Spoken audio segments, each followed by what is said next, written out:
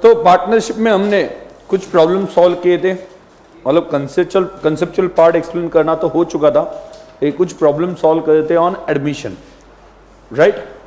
Okay, तो अभी तक कोई डाउट है? जैसे कि हमने पहला क्या पढ़ा, पार्टनर्स इंटरेस्ट ऑन कैपिटल, क्या किया था हमने? इंटरेस्ट ऑन कैपिटल मतलब जो ओपनिंग कैपिटल है, दो मेथड है उसमें मैंने बताया था, fix capital and fluctuating capital method. Fix capital method में दो अकाउंट बनते हैं, one is capital account, another is current account. जो ईयरली ट्रांजैक्शंस होते हैं वो कहां पे जाते हैं? करंट अकाउंट में। और जो कैपिटल इंट्रोड्यूस करना या गुडविल जो कभी तो भी ट्रांजैक्शंस होता है वो कैपिटल अकाउंट में आप एडजस्ट कर सकते हो। दूसरा क्या था? दूसरा फ्लक्चुएटिंग कैपिटल, उसमें तो क्या every type of transaction related to capital कहां पे जाता है? कैपिटल अकाउंट में जाता है, उसमें करंट अकाउंट बनता नहीं है। क्लियर? तो इंटरेस्ट ऑन कैपिटल कैलकुलेट करना है, किसके ऊपर कैलकुलेट करोगे? ओपनिंग बैलेंस कैपिटल अकाउंट का जो है, कैपिटल अकाउंट, करंट अकाउंट का नहीं, उसके ऊपर पूरे साल का कैलकुलेट करोगे। और in between additional capital introduce किया हो तो जब इंट्रोड्यूस किया तब से एंड तक, ठीक है, तो ये हम कैलकुलेट करने वाले हैं। अगर आपके पास प्रॉफिट नहीं है, लॉस है तो, अगर लॉस है तो नहीं करेंगे कैलकुलेट, अगर लॉस है तो देंगे ही नहीं, और अगर इनसफिशिएंट प्रॉफिट है तो जितना प्रॉफिट है उतना कैपिटल रेशियो में बांट दो। इंटरेस्ट ऑन ड्राइंग के लिए दो चीजें थी। इंटरेस्ट ऑन ड्राइंग अगर रैंडम डेट पे किया जाता है, रैंडम अमाउंट के लिए किया जाता है, मतलब क्या डेट और अमाउंट फिक्स्ड नहीं है। अगर आप ये कहते हो कि 1 जनवरी हर महीने के फर्स्ट को 10,000 विड्रॉ किया जाएगा, 10,000 ड्राइंग की जाएगी, तो यहां पे कुछ कंसिस्टेंट पैटर्न है।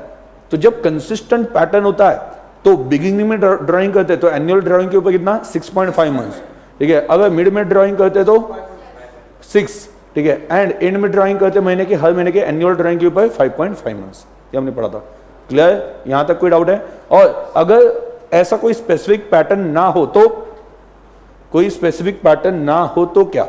तो हर ड्राइंग के ऊपर जिस दिन ड्राइंग की तब से एंड तक इंटरेस्ट कैलकुलेट किया जाएगा।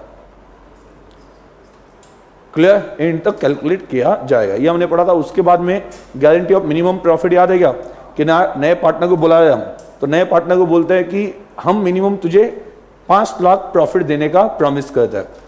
तो दो पार्टनर्स है ए एंड बी, वो सी को लेना चाहते हैं। सी को बोलते हैं कम से कम 5 लाख का प्रॉफिट तो मिलेगा, because she is not ready to invest in partnership. उसे डर लगता है किस बात का? कि मैंने पार्टनरशिप में लगा दिया, नुकसान हो गया तो क्या, उससे बेटर मैं डिबेंचर्स में रख दूं, बैंक में रख दूं, वहां पे 10% तो इजीली मिलेगा। तो 50 लाख रुपए दे सकता है, उसे हम बोलते हैं कि 10% तो तुम्हें मिनिमम मिलेगा, डोंट वरी।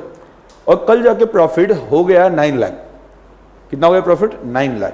तो 9 लाख हो गया, मतलब प्रॉब्लम क्या हो गया? उसका शेयर आ गया सिर्फ 3 लाख, न्यू पार्टनर का सी का, लेकिन उसे प्रॉमिस कितना दिया था? 5 लाख। तो उसे 5 लाख ही देने पड़ेंगे ना, ठीक है। तो ये 5 लाख कैसे दिए जाएंगे? कैसे दिए जाएंगे? ए और बी मिलके सैक्रिफाइस करेंगे 1 लाख उनके प्रॉफिट शेयरिंग रेशियो में। तो उनका इफेक्टिवली क्या हो जाएगा? पहले बांटना 3 लाख, बराबर। लेकिन सी को 5 लाख मिलना चाहिए ना, 2 लाख ऐड कर दो, वो 2 लाख आएंगे कहां से? ए एंड बी, 1 लाख उनके पीएसआर में, याद रखना, ठीक है। तो ये हमने पढ़ा था। उसके बाद में हमने क्या पढ़ा था? गुडविल 4 मेथड है। पहला कौन सा है? एवरेज प्रॉफिट, दूसरा सुपर प्रॉफिट, तीसरा एन्युटी, चौथा कैपिटलाइजेशन मेथड, बराबर। इसमें एक बात कॉमन है, एवरेज प्रॉफिट कैसे कैलकुलेट करते हैं? पास्ट एडजस्टमेंट्स करो, करेक्ट प्रॉफिट निकालो। इंटरेस्ट ऑन इन्वेस्टमेंट हो तो उसे भी रिवर्स कर दो, पहले ऐड किया था, अभी क्या कर दो? लेस। उसके बाद में आपको क्या करना है? ये एडजस्टमेंट्स करने के बाद में क्या करना है? आइदर सिंपल एवरेज और वेटेड एवरेज। सिंपल एवरेज कब? ठीक है, प्रॉफिट अगर फ्लक्चुएटिंग हो, फिक्स नहीं, मतलब कांस्टेंट नहीं, इंक्रीजिंग और डिक्रीजिंग नहीं है, कांस्टेंट नहीं बोलना है, इंक्रीजिंग और डिक्रीजिंग ट्रेंड नहीं है। कंटिन्यूसली इंक्रीज हो रहा है तो वेटेड एवरेज, और कंटिन्यूसली डिक्रीज हो रहा है तो वेटेड एवरेज, ठीक है। तो ये हमने पढ़ा था। उसके बाद में एक बार एवरेज निकल गया तो कहां पे? फ्यूचर एडजस्टमेंट्स, याद है? फ्यूचर एडजस्टमेंट जाएंगे। फ्यूचर एडजस्टमेंट्स में हमने पार्टनर को रेम्युनरेशन देने का डिसाइड किया, उतना माइनस कर देंगे जो भी इफेक्ट है। उसके बाद में हम क्या करेंगे? ये एवरेज प्रॉफिट है। और average profit into number of years of purchase क्या आता है? Average profit method, goodwill. Average profit method से गुडविल। दूसरा सुपर प्रॉफिट मेथड से गुडविल। पहले नॉर्मल निकालना पड़ेगा ना, ठीक है। नॉर्मल कैसे निकालेंगे? Capital employed into normal rate of return. इससे नॉर्मल प्रॉफिट आएगा, जितना कैपिटल लगा into normal rate of return, ठीक है। तो कैपिटल कैसे मिल सकता है? अगर कैपिटल डायरेक्टली नहीं दिया तो एसेट माइनस लायबिलिटीज, ठीक है। तो आप क्या करोगे? नॉर्मल प्रॉफिट को एवरेज प्रॉफिट से माइनस करोगे तो मिलेगा क्या मिलेगा, super profit, and super profit into number of years of purchase. आगे एन्युटी मेथड में क्या करना है, प्रेजेंट वैल्यू फैक्टर, मतलब मैंने आपको प्रेजेंट वैल्यू का बताया था। ओके, एक मैंने एक्सप्लेन किया था, 1 रुपए आप मुझे 1 साल बाद देने वाले हो तो आज मैं आपको 1 रुपए दूं, नहीं उससे कम दे दूं, क्यों, क्योंकि उसमें इंटरेस्ट ऐड होता है ना। आपको पैसे देने की बजाय मैंने बैंक पे रखा, उसके ऊपर इंटरेस्ट मिलता है, तो आपको गुडविल देते वक्त मैं उतना डिस्काउंट करके देता हूं, तो 1/1 प्लस आर उससे फैक्टर आता है। तो जितने साल का है परचेस, मान लो 3 साल का है, 3 साल का फैक्टर निकालो, ऐड कर दो और उससे सुपर प्रॉफिट से मल्टीप्लाई कर दो। उसे किससे मल्टीप्लाई करना है, सुपर प्रॉफिट। जहां पे इंटू 3 करना है उसकी जगह पे 3 का क्या करना है, डिस्काउंटिंग फैक्टर से मल्टीप्लाई करना है, सिर्फ इतना ही है। उसके बाद में हमने पढ़ा था कैपिटलाइजेशन। कैपिटलाइजेशन मेथड में क्या होता है, जो नॉर्मल लोगों को कैपिटल लगता है उससे कम कैपिटल आपको लगता है, इसका मतलब गुडविल है। तो इस वजह से normal capital minus actual, normal कैसे मिलेगा, average profit in divided by, अब प्रॉफिट निकालना हो तो इनटू एनआर करते थे, अभी आपको प्रॉफिट से कैपिटल निकालना है, उल्टा जाना है, डिवाइड बाय एनआर, ठीक है। तो ऐसे वहां पे कैलकुलेट किया जाएगा। उसके बाद में अगर वो कैश में लेके आता है गुडविल, तो 2 ऑप्शन है, cash account debit to premium for goodwill और premium for goodwill to old partners, sacrificing ratio में। दूसरा तरीका क्या है, cash account debit to new partners, पूरा जितना पैसा आ गया न्यू पार्टनर्स के कैपिटल अकाउंट में आ दो। और अगला new partners capital account debit to old partners, कौन से रेशियो में, सैक्रिफाइस। याद आ रहा है ना सब कुछ याद आ रहा है ना। जो कैश आ गया आप कैपिटल अकाउंट में डाल दो, ये प्रेफरेबल है। कैश आ गया कैपिटल अकाउंट में डाल दो, किसके, न्यू पार्टनर के, और बाद में न्यू पार्टनर के कैपिटल अकाउंट से निकाल दो गुडविल का, और ओल्ड पार्टनर्स को बांट दो, कौन से रेशियो में, सैक्रिफाइसिंग रेशियो में। क्लियर, ओके, ये हमने पढ़ा था। अगर वो कैश में नहीं लाता है तो आपके पास डायरेक्टली ऑप्शन क्या है, new partners capital account debit, उसके कैपिटल से निकाल दो और ओल्ड पार्टनर्स को बांट दो। कैश में नहीं लाया, खुपचे में सेटलमेंट होता है, कुछ करने की जरूरत नहीं है, सेटलमेंट आउट ऑफ फॉर्म, कुछ भी करने की जरूरत नहीं। उसके बाद में एडमिशन के लिए क्या क्या लगता है, गुडविल कैलकुलेशन या गुडविल का एडजस्टमेंट लगता है, revaluation of assets and liabilities. Revaluation of assets and liabilities में मैंने 2 सिचुएशन बनाए थे। पहला सिचुएशन क्या था, आप सच में एसेट रिवैल्यूएट करना चाहते हो, तो वहां पे तो टेंशन ही खत्म, कौन सा अकाउंट बनाओगे, रिवैल्यूएशन अकाउंट। जो भी प्रॉफिट है क्रेडिट कर दोगे एसेट बढ़ने से या लायबिलिटी कम होने से, और जो भी लॉस है वो डेबिट कर दोगे। उससे जो फाइनल, और जब मैं लॉस, एसेट कम हो गई, लॉस हो गया, रिवैल्यूएशन को डेबिट कर जाऊं तो एसेट को क्या होगा, क्रेडिट। तो एसेट की वैल्यू क्या हो जाए, चेंज, एसेट्स एंड लायबिलिटीज। बराबर, मतलब आपका जो बैलेंस शीट बनेगा पहली मेथड में वो किस पे बनेगा, न्यू वैल्यूज पे।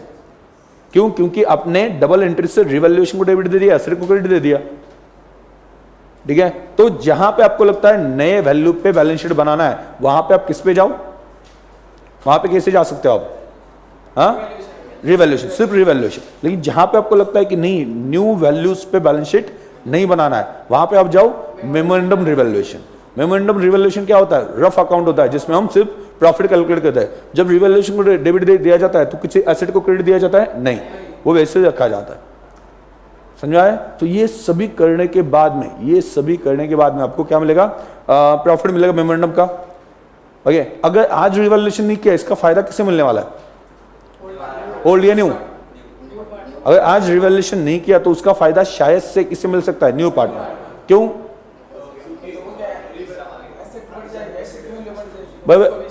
फ्यूचर में एसेट बेची जाएगी तो ज्यादा प्राइस पे बेची जाएगी, तो ओल्ड पार्टनर, न्यू पार्टनर जो आया उसको भी शेयर मिलेगा ना, वो भी शेयर मिलेगा जब वो था नहीं, ठीक है। तो हम क्या करेंगे, जो प्रॉफिट है उस प्रॉफिट का उसका हिस्सा जो उसे मिलेगा फ्यूचर में, उससे पहले ही डेबिट कर देंगे उसके अकाउंट से। तो new partner capital account debit to old partners, ये कौन से रेशियो में, सैक्रिफाइसिंग या old ratio,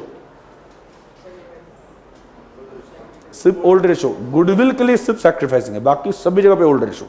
make it clear, दिमाग में डाल देना, सिर्फ गुडविल के लिए सैक्रिफाइसिंग रेशियो होता है, बाकी सभी के लिए ओल्ड, ये दिमाग में रहना चाहिए। एंट्री सिमिलर बट बांटना कैसे है, ओल्ड रेशियो में। गुडविल इसकी वही था ना, न्यू पार्टनर को डेबिट करते थे, ओल्ड पार्टनर्स कैपिटल अकाउंट में ट्रांसफर करते थे गुडविल, वो सैक्रिफाइसिंग रेशियो में होता था। और यहाँ पे ये कोई गुडविल नहीं है, प्रॉफिट सैक्रिफाइस के उसके बदले में नहीं है। ये जो है रिवैल्यूएशन का आज तक का प्रॉफिट कैसे मिलना चाहिए था, ओल्ड पीएसआर में मिलना चाहिए ना, वो नहीं मिलेगा, क्यों, रिवैल्यूएशन नहीं किया। तो फ्यूचर में किसे मिलेगा, न्यू पार्टनर को, इस वजह से उसके अकाउंट से हम आज ही डिडक्ट कर रहे हैं, बराबर। उसके बाद में तीसरा क्या पढ़ा था हमने, new PSR sacrificing ratio calculate करना। वो तो मैंने आपको क्या बोला था, अगर आप मैथमेटिक्स की तरीके से नहीं जा सकते तो किससे, एज्यूम प्रॉफिट एज्यूम करके चलो। क्लियर, वो हमने देखा था कैसे एज्यूम करना है, जितने प्रॉब्लम्स में डिनोमिनेटर है उसे मल्टीप्लाई कर दो, ठीक है, मल्टीप्लाई करके एक अमाउंट निकालो। 400 आया तो 40,000 कर देंगे, 3 जीरो बढ़ा देंगे, ठीक है ना, नहीं 2 जीरो बढ़ा देंगे, या 4 लाख कर देंगे, ठीक है, ऐसी कोई अमाउंट ले लो, ठीक है। उन्होंने जैसे इंस्ट्रक्शंस बोले, उन्होंने पहले बोला कि 5:3 में बांटते थे, पहले 5:3 में बांटो, और बाद में बोला कि ए ने अपने शेयर में से इतना दिया, बी ने अपने शेयर में से, तो उनके शेयर में से ना, और उनके शेयर में से बोला ना हो तो, ऐसा नहीं बोला कि उनके शेयर में से, ए ने दिया और बी ने दिया, ऐसा बोला है।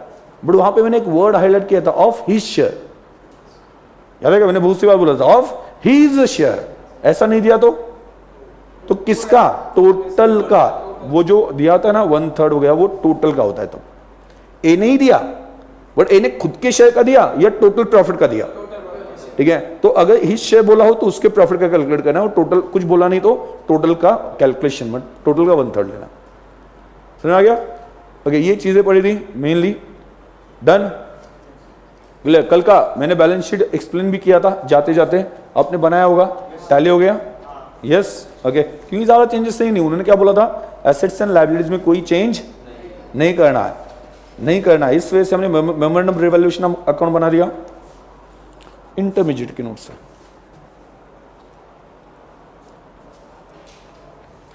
इसका मतलब आप लोग इंटरमीडिएट में आने ही वाले हो।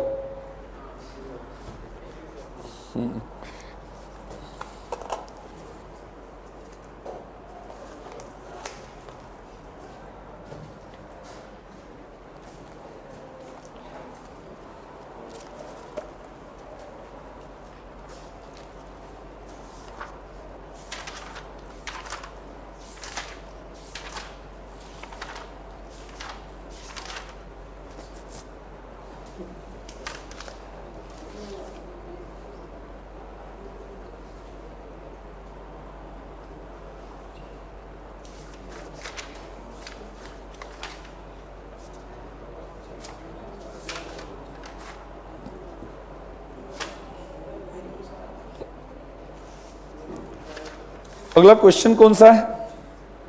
नाम Gopal and Govind. Question number 7, question number 7, Gopal and Govind.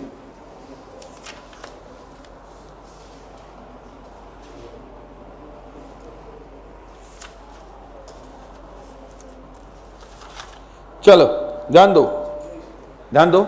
Gopal and Govind are partner sharing profits and losses in the ratio of 60:40।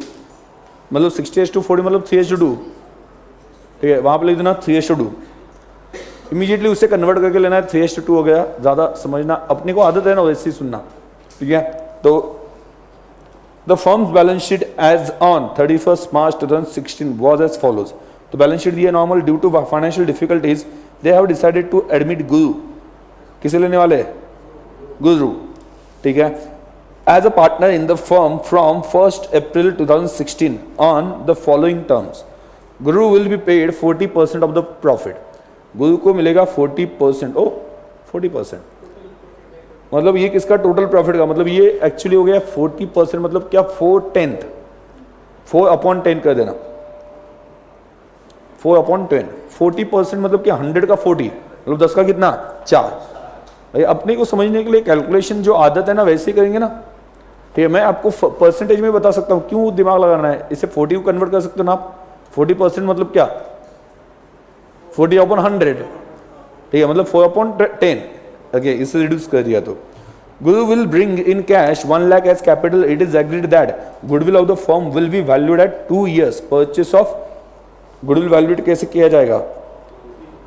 2 years purchase of 3 years normal average profit of the firm and Guru will bring in cash his share of goodwill।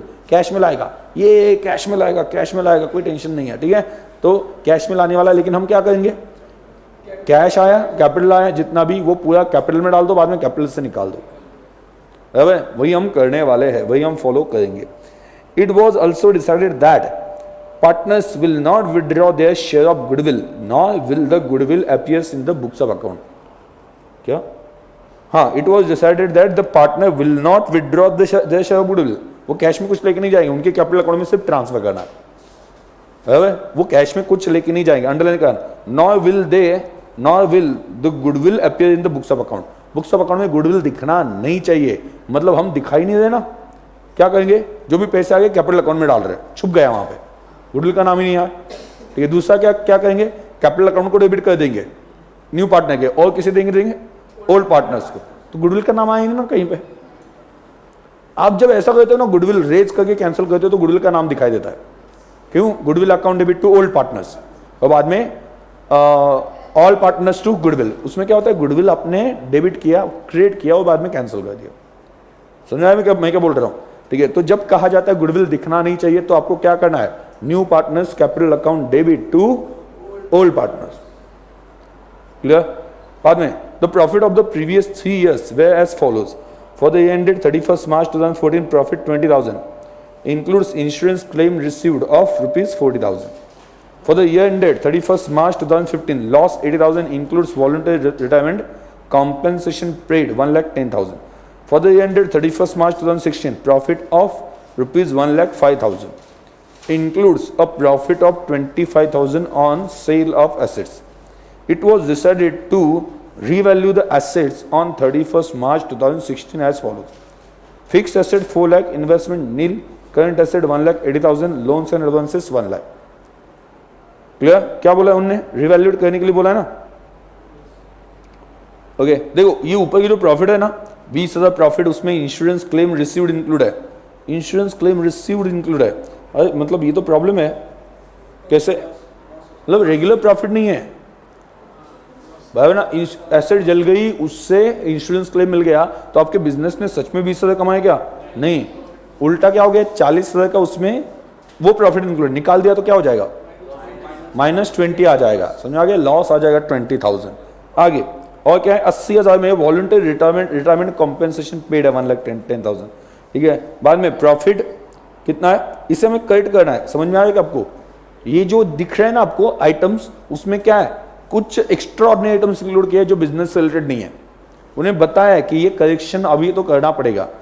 भाई मैंने क्या बोला था, past adjustments करो, याद है क्या, और जो बिजनेस रिलेटेड नहीं है उसे रिवर्स कर दो भाई, तो करेक्ट प्रॉफिट आ जाएगा, करेक्ट बिजनेस प्रॉफिट आ जाएगा। Then we can go for simple और वेटेड एवरेज। ठीक है, तो उसके बाद में पता चल सकता है सिंपल एवरेज या वेटेड एवरेज किससे जाना है। क्लियर, ठीक है, कोई डाउट। तो चलो, और अगले साल क्या है, includes profit of 25,000 on sale of asset. ठीक है, तो it was decided to revalue the assets and liabilities. Assets नीचे दिए, एसेट्स कितने में रिवैल्यू करने, न्यू प्रॉफिट शेयरिंग रेशियो कितना है, 35:25:40, 35:25:40। आगे ओ न्यू पीएसआर भी दे दिया, न्यू पीएसआर भी दे दिया। समझ में आ गया, मतलब हमें क्या निकालना पड़ेगा, सैक्रिफाइसिंग। क्यों, क्या जरूरत है सैक्रिफाइसिंग निकालने की, नहीं क्या जरूरत क्या है, सैक्रिफाइसिंग निकालने की जरूरत क्या है, गुडविल, क्योंकि हम तो गुडविल क्या करने वाले हैं, डायरेक्टली एक के अकाउंट से निकालेंगे, ओल्ड पार्टनर्स को दे देंगे सैक्रिफाइसिंग रेशियो में। क्लियर, तो ये सभी हमें करना है। 5 journal entries on admission show goodwill calculation, prepare revaluation account, partners capital account and balance sheet. छोड़ दो, कुछ दो छोड़ दो, सब कुछ। जर्नल एंट्री बनाओ, रिवैल्यूएशन अकाउंट बनाओ, गुडविल, बाद में क्या, पार्टनर्स कैपिटल अकाउंट, बाद में बैलेंस शीट। ठीक है, तो ये प्रॉब्लम जनरली, ये टाइप के प्रॉब्लम जो होते हैं इनको मैं ट्रीट करता हूं एज एन मास्टर प्रॉब्लम। मतलब क्या होता है, सब कुछ कवर होता है उसमें, सभी कंसेप्ट्स कवर होते हैं। ठीक है, मैं हमेशा ये बिलीव करता हूं, मतलब जो मैंने आज तक एक्सपीरियंस किया है, स्टूडेंट्स क्या कहते हैं कि प्रैक्टिस प्रैक्टिस प्रैक्टिस ऐसा कहते हैं अकाउंट में होनी चाहिए, बट प्रैक्टिस कैसे होनी चाहिए इसका भी एक तरीका है। ठीक है, मैं मेरे हिसाब से मैं ये कहता हूं जो मेन प्रॉब्लम्स है ना, वो आप क्या करो, मतलब हर प्रॉब्लम एक एक बार प्रैक्टिस करने की बजाय, ये जो मेन प्रॉब्लम होता है ना, वो 5-6 बार प्रैक्टिस करो मेन प्रॉब्लम, और बाकी देख लो। ये चिल्ले वाले जो बाकी जो होते हैं, ये आगे बड़े बड़े प्रॉब्लम्स अपने 5-5 बार सॉल्व किए, तो बाकी तो आप देख के पहचान जाओगे ये कहाँ पे जाएगा, ये कहाँ पे जाएगा। और बड़ा प्रॉब्लम आप जब प्रैक्टिस करते हो तो आपका टाइम में, मतलब वो स्पीड बढ़ जाता है।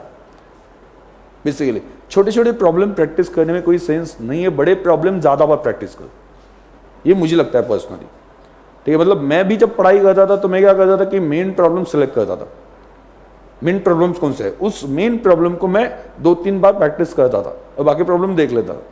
क्यों? क्योंकि देखो पूरे एडजस्टमेंट्स एक ही प्रॉब्लम में है, मतलब मुझे 3-4 बार सॉल्व करने से क्या होगा, हर एक का सीक्वेंस, इसके बाद में ये, इसके बाद में ये एडजस्टमेंट है, ये एडजस्टमेंट है, ये एडजस्टमेंट है, मतलब जब मैं छोटा प्रॉब्लम सॉल्व करूंगा तो भी मेरे दिमाग में चलेगा, ठीक है, मतलब इमीडिएटली आपके दिमाग में कि इतने सारे एडजस्टमेंट्स होते हैं, इसमें से एडजस्टमेंट दिया नहीं दिया, मतलब भूलने के भी चांसेस बहुत कम हो जाते हैं, इफेक्ट देने के चांसेस भी कम हो जाते हैं, ठीक है। एक सिंपल बात है, मतलब मैं जनरली स्टूडेंट्स को बोलता हूं कि आप अभी, ठीक है, फाउंडेशन में आपको 12th कैसा लगता है?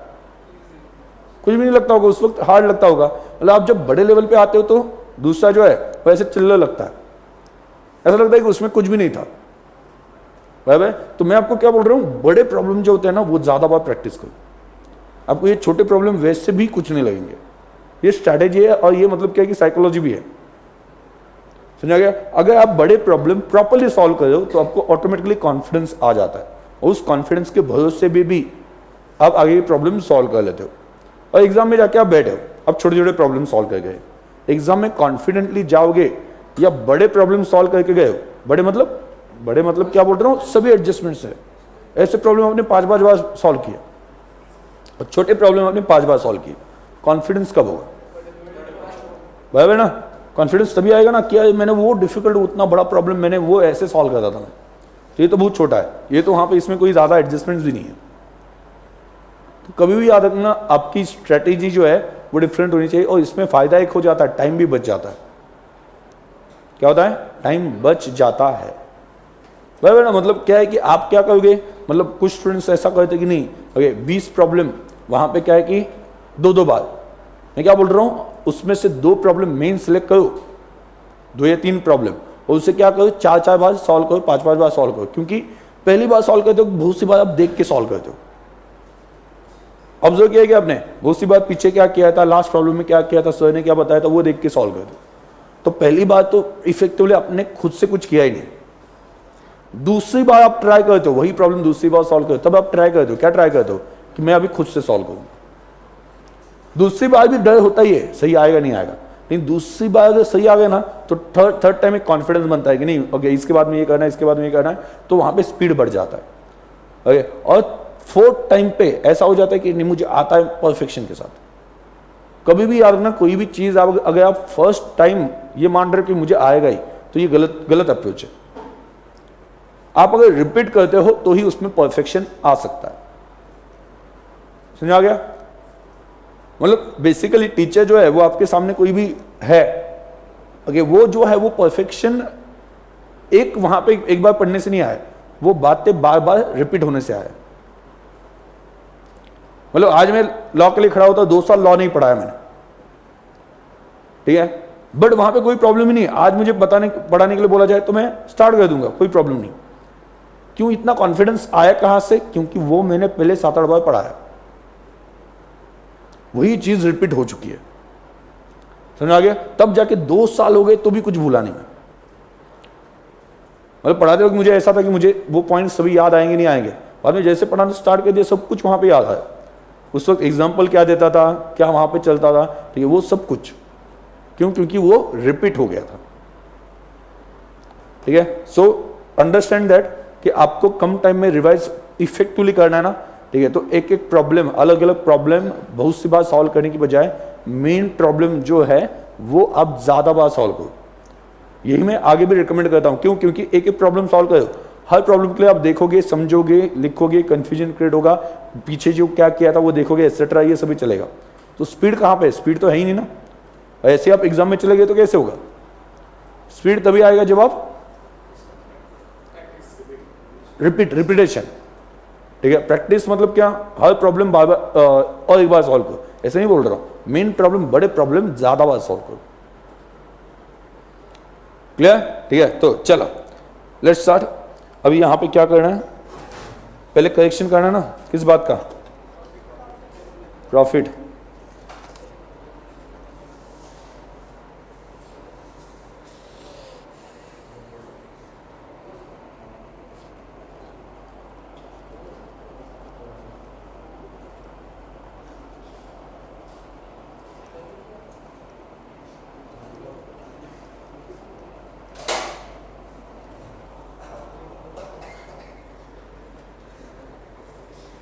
आज लॉ के लेक्चर के लिए आने वाले स्टूडेंट्स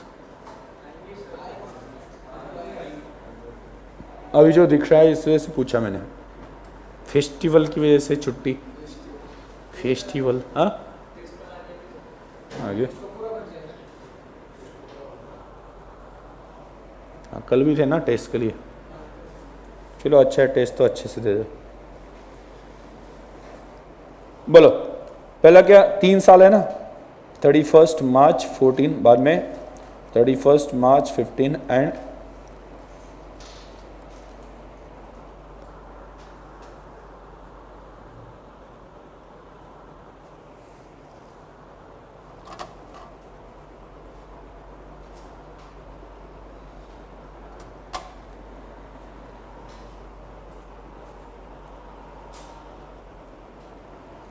फेस्टिवल के दिन तो मुझे इरिटेशन हो जाता है, मतलब इतने मैसेज आते हैं happy happy happy happy happy happy happy इतने, ठीक है।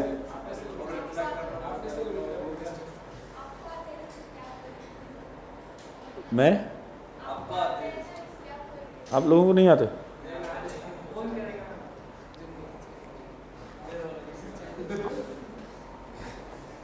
आप जैसे स्टूडेंट्स है, ठीक है, जो नहीं, बट स्टूडेंट्स इतना नहीं, स्टूडेंट्स नहीं ये बाकी, मतलब ऐसा जो एक आजकल मतलब क्या है कि जो स्पेशली जो बूढ़े लोग जो आए व्हाट्सएप पे, वो बहुत मैसेज कर इतना आया बाप रे, कुछ वहाँ पे रिप्लाई भी देना पड़ता है, नहीं तो वो ऐसा लगता है कि बूढ़ों की इज्जत करना नहीं सीख गया उसको। अरे वो तो बोला नहीं बोला उससे क्या फर्क पड़ता है।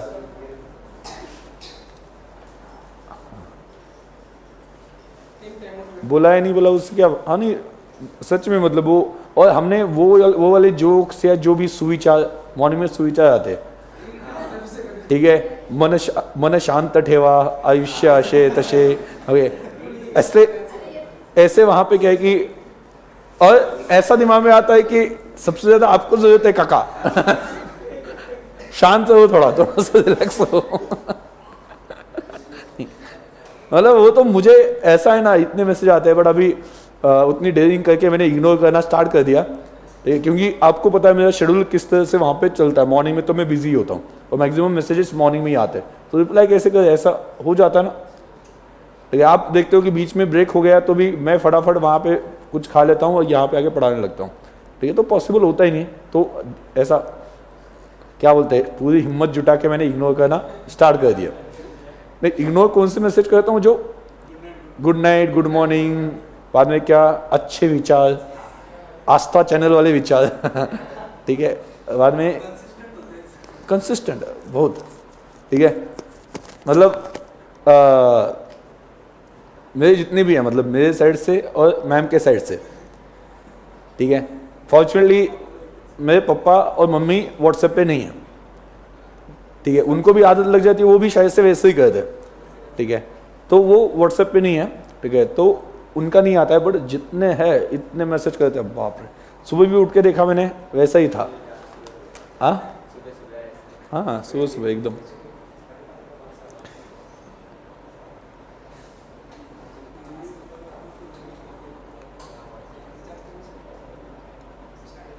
चल लेट्स स्टार्ट।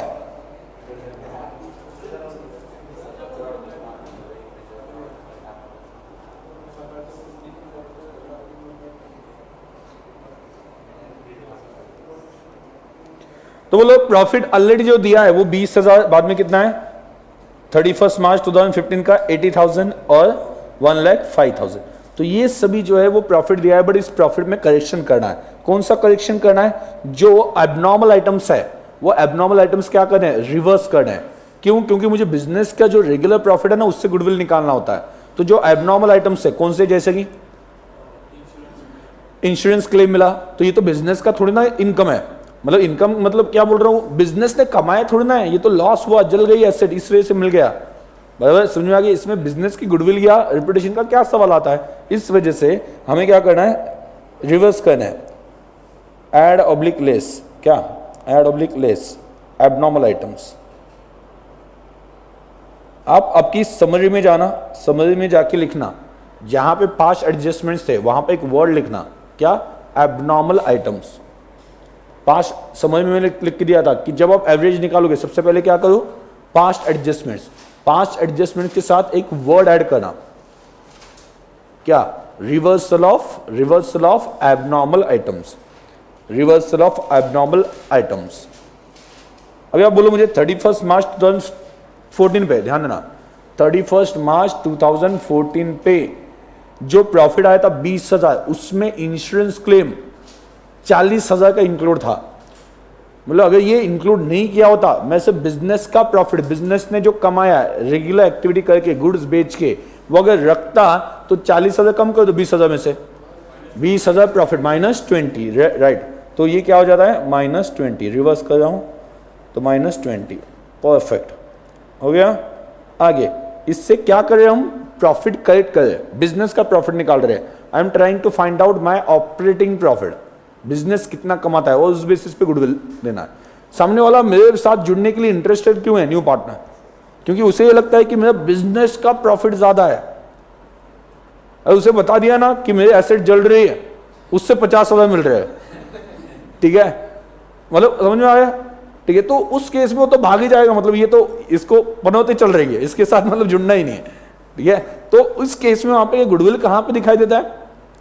गुडविल कहां पे दिखाई देता है? ठीक है, जब बिजनेस प्रॉफिट ज्यादा हो, एक्स्ट्रा ऑर्डिनरी आइटम्स या क्या कह सकते हैं एबनॉर्मल आइटम्स, ओके, वो ना हो, तो वो जो प्रॉफिट है वो उसे निकाल के जो प्रॉफिट आता है वो कंसिडर करना है गुडविल कैलकुलेशन के लिए।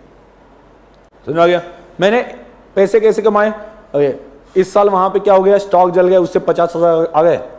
नहीं, बाद में मेरी क्या बोलते हैं, मशीन चोरी की किसी ने, या कंप्यूटर किसी ने चोरी किया, उसका क्लेम मिल गया, वो मिल गया 30-40,000, ठीक है। बाद में मैंने इन्वेस्टमेंट की थी दूसरे बिजनेस में, डिवेंचर्स में, ठीक है, वो इन्वेस्टमेंट जो है ना उससे 60,000 रुपये मिल गए इंटरेस्ट के, ठीक है। मतलब ऐसा करके आप बोल रहे हो तो सामने वाले को बोल रहे हो एक काम करो तुम मेरे साथ ज्वाइन होने के लिए, ठीक है, 50, मतलब क्या है कि एक 5 लाख का गुडविल ले दो, क्यों? क्योंकि मैं प्रॉफिट अर्न कर रहा हूं।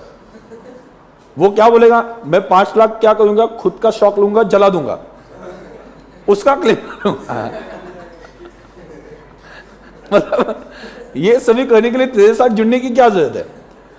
ठीक है, वो तो मैं घर पे कर सकता हूं, मशीन ले लूंगा, मतलब क्या कंप्यूटर ले लूंगा, उससे चुराया किसी ने वो दिखा दूंगा, ठीक है। बाकी के पैसे मैं डिवेंचर्स में इन्वेस्ट कर दूंगा, ठीक है, मुझे डायरेक्टली पैसे मिलेंगे। तेरा गुडविल कहां पे है? यहां पे। समझा मैं क्या बोल रहा हूं? इस वजह से आइटम्स रिवर्स किए जाते ताकि बिजनेस का प्रॉफिट पता चले।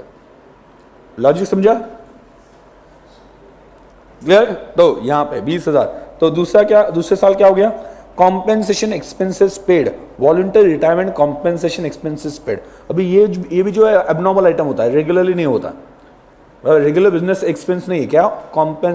रिटायरमेंट कॉम्पेंसेशन, मतलब किसी को हम बोलते हैं एम्प्लॉय को कि तुम अगर अभी छोड़ देते हो तो हम आपको कॉम्पेंसेट करेंगे, तो वो तो रेगुलरली नहीं होता है, ठीक है। तो ये जो खर्चे, ये खर्चे 1,10,000 माइनस किए, तो उसे क्या करना है? ऐड कर दो, रिवर्स कर दो। तो दूसरे साल का लॉस था 80,000 और अभी 1,10,000 ऐड के कितना हो जाएगा? 30,000 ना, 1,00,000 30,000 ना। आगे तीसरे साल क्या हुआ? थर्ड ईयर में क्या हुआ? Includes profit of 25,000 on sale of asset. अब ये भी, इसमें क्या किया आपने? आपका क्या इमेज गुडविल है? एसेट बेचते हो, मतलब एक फॉर एग्जाम्पल एक लेके चलता है, मैं अगर कार बेचने जाऊं, मेरे पास सेम कार, आपके पास सेम कार है, सेम डेट पे परचेस की थी, सब कुछ सेम है, कोई प्रॉब्लम नहीं। मैं अगर कार बेचने जाऊं आज, तो मुझे भी लगभग उतना ही पैसा मिलेगा ना, और आपको भी लगभग उतना ही पैसा मिलेगा। मैं समझ में आया मैं क्या बोल रहा हूं? कार बेच के, ठीक है। तो इस केस में ये क्या फर्क पड़ता है कि मेरा गुडविल कितना है? सामने वाला ठीक है, ये बड़ा आदमी इस वजह से ज्यादा पैसे देगा, ठीक, ऐसा जनरली नहीं होगा। तो उस केस में आप जब एसेट बेच के पैसे कमाते हो तो उसमें आपके बिजनेस का कुछ भी नहीं, इस वजह से वो भी क्या करेंगे हम? कितने? 25 क्या कर देंगे? रिवर्स, मतलब माइनस कर देंगे। पहले ऐड किए ना, तो बचेंगे कितने? 80। तो इस तरह से 3 साल का प्रॉफिट आ गया 20 लॉस है, लेकिन ठीक है 30 और 80। समझा गया? क्या हुआ? अभी कौन सा एवरेज ले, एवरेज या weighted average? Simple average, average profit बोलो फटाफट। Minus 20,000 plus 30,000 plus 80,000 divided by 3 कितना आता है? हाँ कितना? 30,000 एवरेज आ गया। अभी गुडविल कैलकुलेट करो। Goodwill number of years of purchase कितना है? 2 ना। गुडविल इज इक्वल टू बोलो 30,000 इंटू 2 ईयर्स कितना? 60,000। अभी आप मुझे बता देना, ध्यान दो, अभी आप मुझे बता देना कि न्यू पार्टनर कितना लाएगा? गुडविल जो है वो कितना है? 60,000 है ना। क्या वो पूरा 60,000 रुपये कॉम्पेंसेट करेगा? नहीं, वो क्या बोलेगा, जब पूरे फर्म का गुडविल 60,000 है, गुडविल से जो प्रॉफिट मिलेगा उस प्रॉफिट का मैं कितना लेने वाला हूं? सिर्फ 40%। तो इसका मतलब आपको कॉम्पेंसेट भी कितना करना है? 40% ना गुडविल का। मतलब जो गुडविल है उससे प्रॉफिट आएगा, वो प्रॉफिट किस में बढ़ेगा? हम तीनों में। मुझे कितना मिलेगा? 40। मतलब आपके गुडविल का मैंने शेयर किया, ठीक है, कितना? 40%। तो मैं कितना लाऊंगा? 40%। इस वजह से, ठीक है, कौन है नया? नया कौन है? Guru's share of goodwill. Goodwill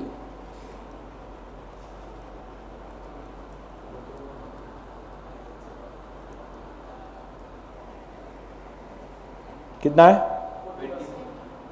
हाँ 40% ना, 24,000।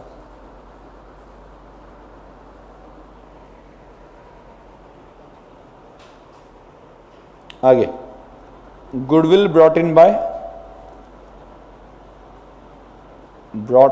बाय गुरु।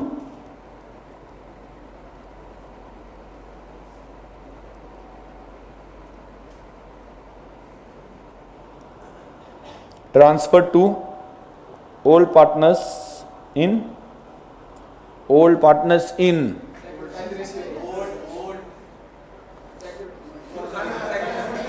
अभी इसको आए, नहीं तो मैं सच में फेंक के मारा था। ये फेंकूंगा भी तो भी जाएगा नहीं। अब गुडविल देखा नहीं, गुडविल ही चल रहा है ना। ठीक, हाँ ओके, मैं इंटेंशनली ले रहा हूँ क्योंकि माउस देख के तो आपको याद आ जाए कि नहीं सैक्रिफाइसिंग रेशियो, ठीक है। हाँ एग्जाम में आपके दिमाग में आएगा, हाँ नहीं सर पूछ रहे माउस फेंक के मारे, हाँ ठीक है। तो यहाँ पे कंफ्यूजन होता है स्टूडेंट्स का बहुत सी बार। ओल्ड है, और मैंने एक बात बता दी, इसको सैक्रिफाइसिंग मतलब एक बार गुडविल सैक्रिफाइसिंग में बांट दिया, बाकी कहीं पे सैक्रिफाइसिंग रेशियो नहीं आता, बाकी सभी जगह पे ओल्ड रेशियो आता है, ठीक है। तो याद रखना, ये आपको ध्यान रखना है सैक्रिफाइसिंग रेशियो में ही, ठीक है। तो अभी आप देखो सैक्रिफाइसिंग रेशियो कितना है पता नहीं है। 2 ओल्ड पार्टनर्स इन सैक्रिफाइसिंग रेशियो, सैक्रिफाइसिंग रेशियो कितना है पता है?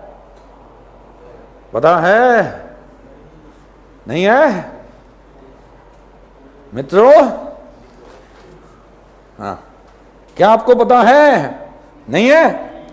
ओके ठीक है, हाँ चलो। तो कितना है समझ में आएगा? समझ में आया, ठीक है। ये भी हंस रहे थे, क्यों हंस रहे थे पता नहीं। हाँ चलो, तो अभी क्या निकालेंगे? ओल्ड PSR मतलब सॉरी ओल्ड दिया है और न्यू दिया है, हमें क्या निकालना है? सैक्रिफाइसिंग, ठीक है। आपके पास चॉइस है, एज्यूम प्रॉफिट से जा सकते हो, फटाफट एज्यूम प्रॉफिट से। पहले तो देखो, पहले क्या था 60:40, 60:40, ओके। और बाद में नया क्या है 35:25:40।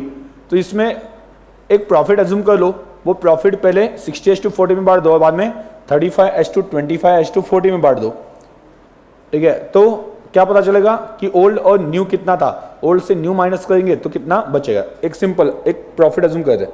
पहले का डिनोमिनेटर कितना है? 100 के हिसाब से चलते हैं, कोई टेंशन नहीं। ये 60 और 40 कितना? 100।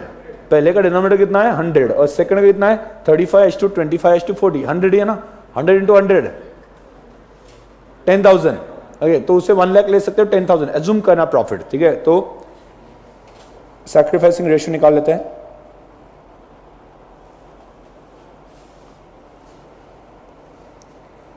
एज्यूम प्रॉफिट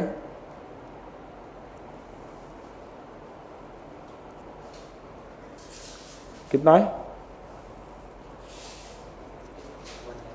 इसे आप वैसे भी कर सकते हो 40/100, ये सॉरी 60/100 ये ओल्ड था ना, माइनस क्या नया कितना है उसका 35/100, तो वो क्रॉस कैलकुलेशन करोगे बाद में डिनोमिनेटर मल्टीप्लाई करोगे, उस तरह से भी आप जा सकते हो।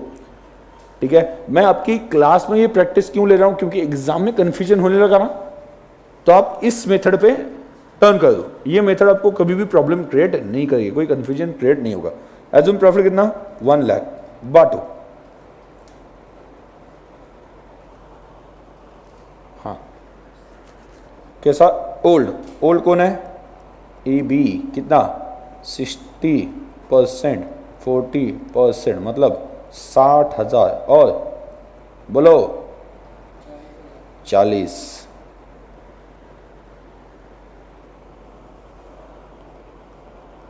ओके आगे बोलो। न्यू, न्यू रेशियो क्या है ए बी सी 35:2 25:2 40, मतलब कितना आता है 35,000,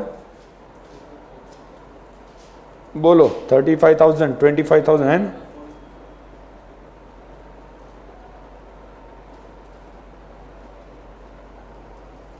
तो कितना सैक्रिफाइस कितना किया, पहले 60 मिल रहा था एक को, अभी कितना मिल रहा है 35, मतलब कितना सैक्रिफाइस किया, कितना 25, और इसने कितना सैक्रिफाइस किया बी ने 15, तो रेशियो क्या है बोलो 25 ए ने सैक्रिफाइस किया, 15 किसने बी ने सैक्रिफाइस किया, तो उनका रेशियो क्या बना सैक्रिफाइसिंग 5:3। अभी क्या करना है, वो जो ऊपर का गुडविल है कितना लाया वो 24,000, वो कैसे बांटना है 5:3 में। So therefore goodwill brought in by, किसने ब्रॉट इन बाय, बोलो brought in by A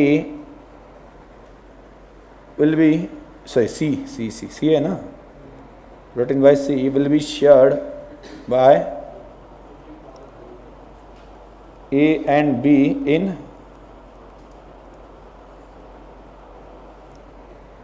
5:3 ratio,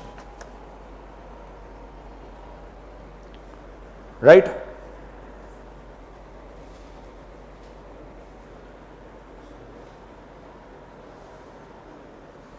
done.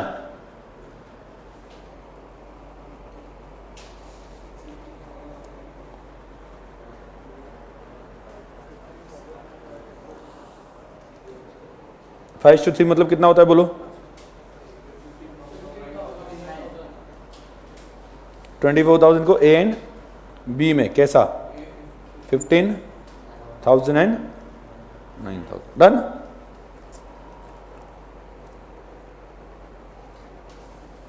उन्हें एंट्रीज करने के लिए बोला है ना,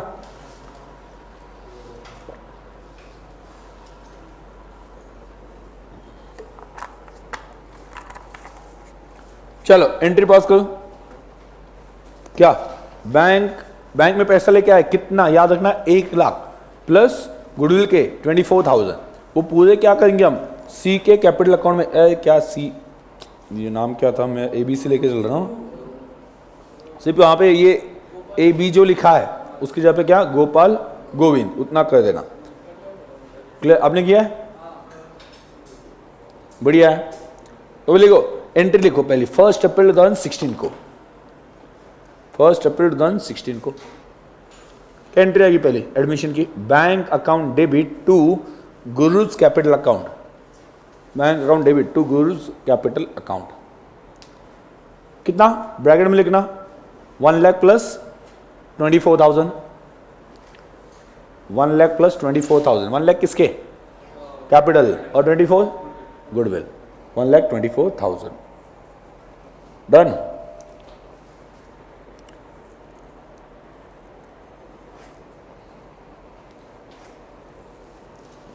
Yeah, don't angry me. कैसा लग रहा है?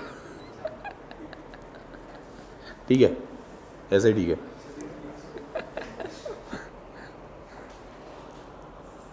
हाँ, क्या हुआ? चल आगे। जिसके पास, हाँ जिसके पास वो नहीं है वो नहीं दे सकता।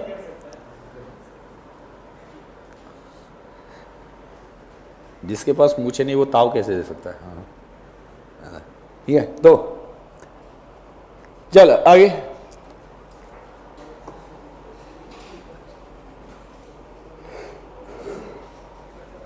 क्या करोगे आगे? अगला, पैसे तो आ गए,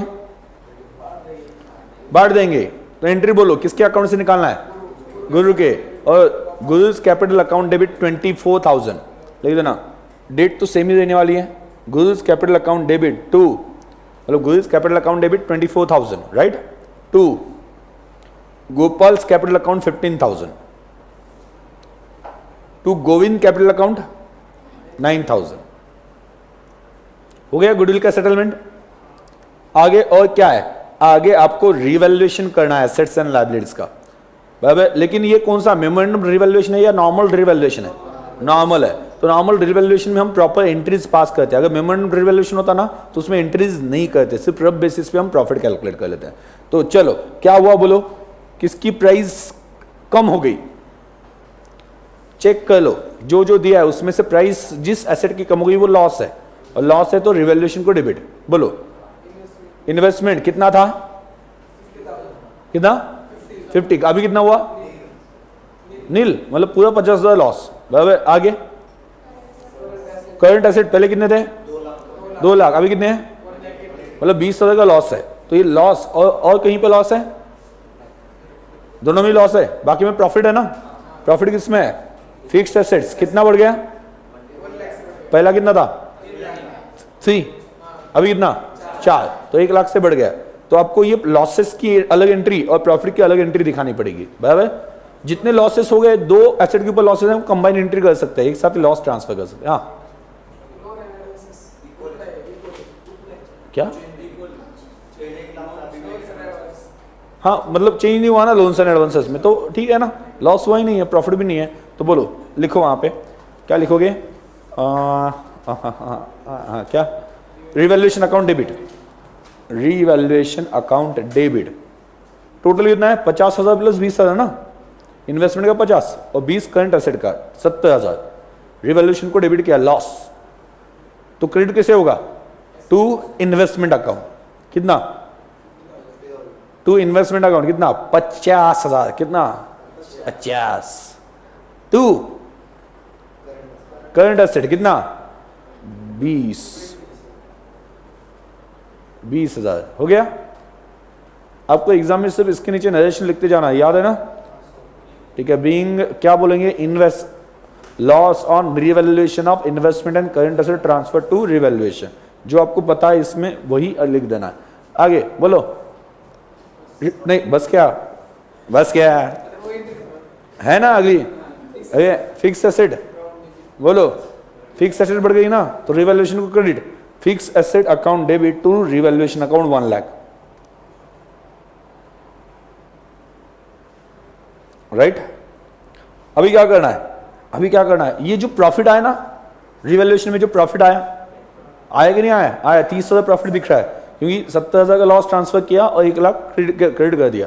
30,000 का है ना, तो 30,000 में से किसको मिलेंगे? किसे मिलेंगे? गोपाल एंड गोविंद, दोनों को मिलेंगे। कौन से रेशो में? 60:40। तो कितना? 30,000 को कैसे बांटेंगे? 60:40। हाँ 20:10 कैसे? 60:40 ना, 30,000 इंटू 60%, 18,000। तो लिखो, बोलो profit on revaluation account debit. Profit on revaluation account debit, मतलब वो रिवैल्यूएशन अकाउंट डेबिट लिखा तो भी चलता है। रिवैल्यूएशन अकाउंट को डेबिट हो है ना, रिवैल्यूएशन अकाउंट डेबिट या profit on revaluation account debit. कितना? 30। टू कौन? गोपाल्स ना, टू गोपाल्स कैपिटल अकाउंट कितना 18, 2 गो इन कैपिटल अकाउंट 12। और आपको क्या बनाने के लिए बोला है?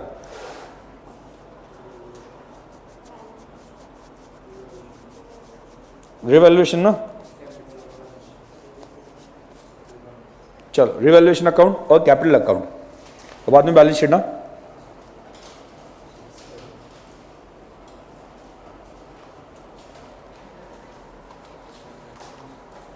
आपको पता है ना पार्टनरशिप के ऊपर क्वेश्चन जनरली आता है या नहीं आता है? आता है जनरली। बाकी चैप्टर्स का पता नहीं, बट कुछ चैप्टर्स ऐसे हैं जिसके ऊपर जनरली क्वेश्चन एक्सपेक्टेड रहता है। वो है पार्टनरशिप, दूसरा कंपनी अकाउंट्स है। लास्ट टाइम था क्या कंपनी? होगा मेरे हिसाब से कंपनी के ऊपर। इसके ऊपर जनरली क्वेश्चन रहते ही है। एनपीओ पे मतलब आना चाहिए, बट आएगा ही ऐसा मुझे नहीं लगता है हमेशा।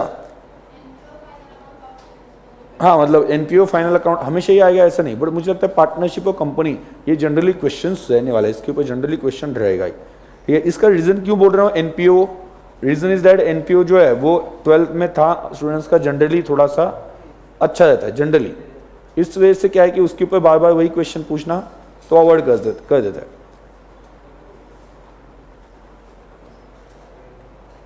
बट यस वो इंपॉर्टेंट है, ऐसा नहीं कि इंपॉर्टेंट नहीं है। इसलिए आ गए तो बड़ा क्वेश्चन उसके ऊपर आ जाता है। करेक्ट है। आगे कौन सा? ये हो गया रिवैल्यूएशन अकाउंट बना दिया। आगे कौन सा बनाना है? Partners capital.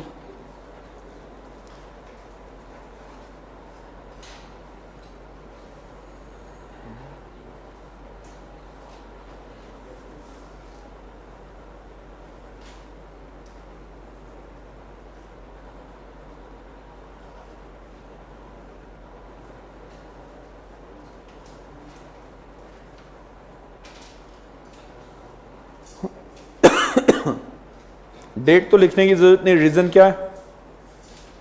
एक ही डेट है ना।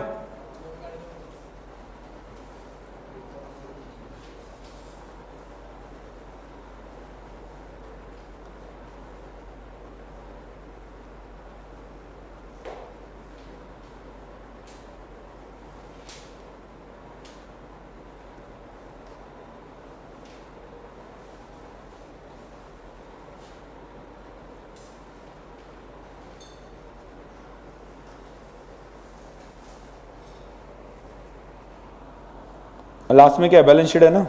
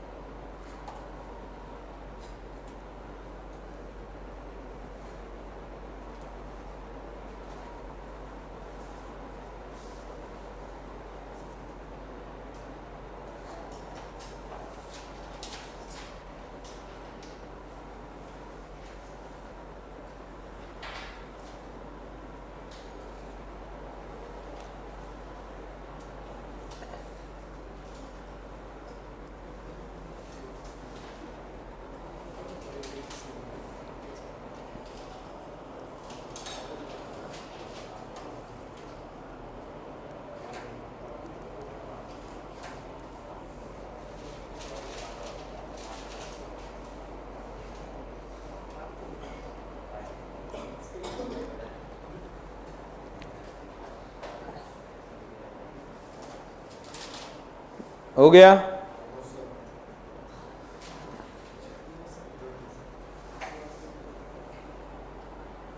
पार्टनर्स के नाम लिख दो, कौन है? ना हो गया।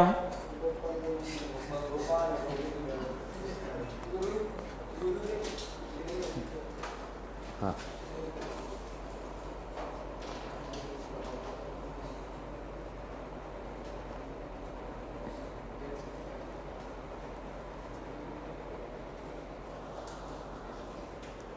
डन।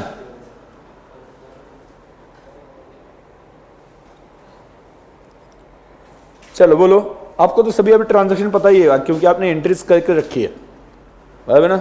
रिवैल्यूएशन अकाउंट में क्या क्या करना है बोलो। रिवैल्यूएशन अकाउंट में 2 इन्वेस्टमेंट डेबिट साइड पे कितना 50,000। 2 करंट एसेट कितना ये लॉस याद है ना, एंट्री करके रखिए 20,000। बाद में क्या, बाय फिक्स्ड एसेट्स कितना,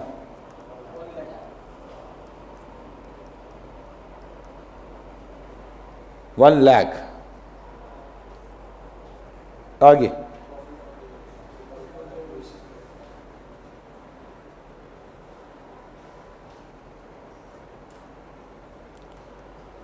प्रॉफिट कितना है, टू प्रॉफिट किसे मिलेगा, ये प्रॉफिट ट्रांसफर टू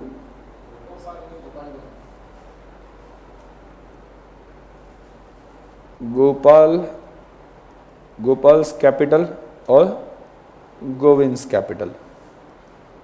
कितना 18,000 और कितना 12,000, तो आता कितना है 30 ना। ये क्या है, बैलेंसिंग फिगर है ना, प्रॉफिट हो गया। अभी पार्टनर्स कैपिटल अकाउंट में ओपनिंग बैलेंस कितना था, सिर्फ किसका था, गोपाल और गोविंद ना। बाय बैलेंस ब्रॉट डाउन कितना, 1 लाख 1,28,000। बाद में क्या हुआ, न्यू पार्टनर लेके आया ना, एंट्रीज देखो, न्यू पार्टनर लेके आया, कितना लेके आया 1,24,000। एंट्री क्या होगी, bank account debit to new partners capital account. तो न्यू पार्टनर्स कैपिटल अकाउंट के क्रेडिट साइड पे बाय बैंक अकाउंट कितना 1,24,000।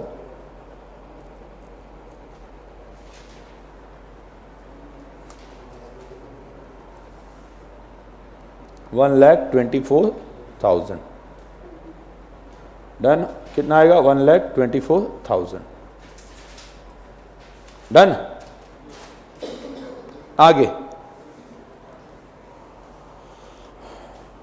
क्या किया, ये जो गुरु है उसके अकाउंट में 24,000 डाला हुआ है ना, तो 24,000 निकाल लिया, तो 24,000 से गुरु को डेबिट दे दिया और वो 24,000 गोपाल और गोविंद के अकाउंट में क्रेडिट कर दिया। ठीक है, तो ठीक से देखना कैसे किया है। ठीक है, डेबिट साइड पे आप जाओगे और क्या लिखोगे, टू।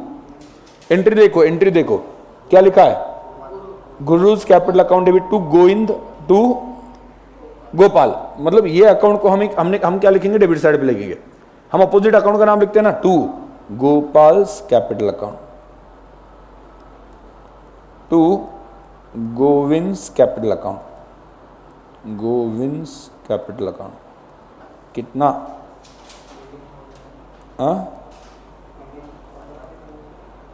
89 नहीं 15 और 9 बराबर।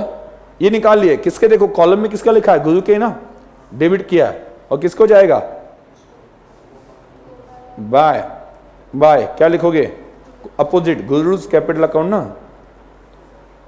गुरुज कैपिटल अकाउंट कितना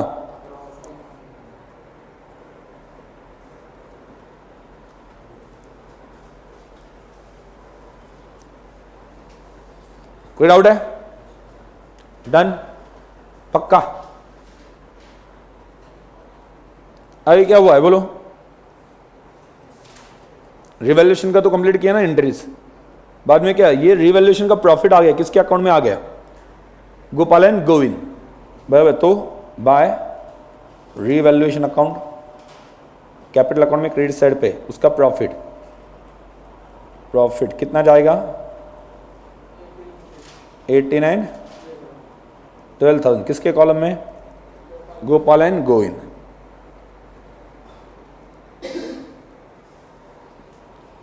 डन, कोई डाउट।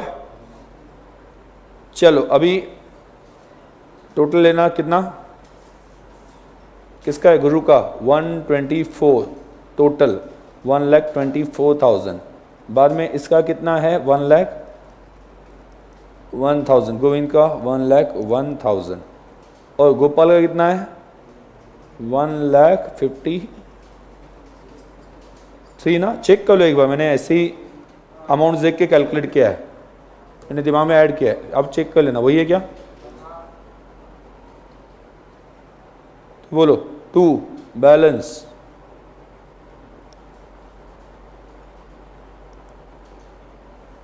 ब्रॉट डाउन कितना, पहला 1 लाख बैलेंसिंग फिगर, बाद में आगे, ठीक है। अभी क्या बनाना है, आगे तीनों के कैपिटल अकाउंट्स बैलेंसेस आ गए, अभी बैलेंस शीट। अभी एक बात तो आपको क्लियरली पता है ना, कितने कैपिटल है, लिख दो कैपिटल अकाउंट्स। गोपाल कितना है, 1,53,000। बाद में गोविंद कितना है, 1,01,000। बाद में क्या, गुरु कितना है, 1 लाख। जो आया था आंसर वही लिख दिया। आगे पुरानी बैलेंस शीट एक बार देख लो, ऐसी कौन कौन सी चीजें थी जो पुराने बैलेंस शीट में है, और एट द सेम टाइम याद रखना है कुछ चेंजेस हो गए ना, बराबर। जैसे कि लायबिलिटी साइड पे दिखना पुराने बैलेंस शीट में क्या है, लॉन्ग टर्म लोन है, उसमें कोई चेंज हुआ है, नहीं हुआ, तो लिख दो एज इट इज। चेंज ही नहीं हुआ तो बैलेंस शीट में रहेगा ना सेम प्राइस पे, लॉन्ग टर्म लोन कितना। आगे बोल दो, करंट लायबिलिटीज,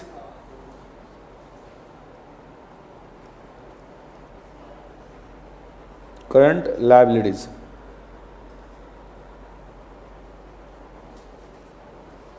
कितना, 2,50,000। आगे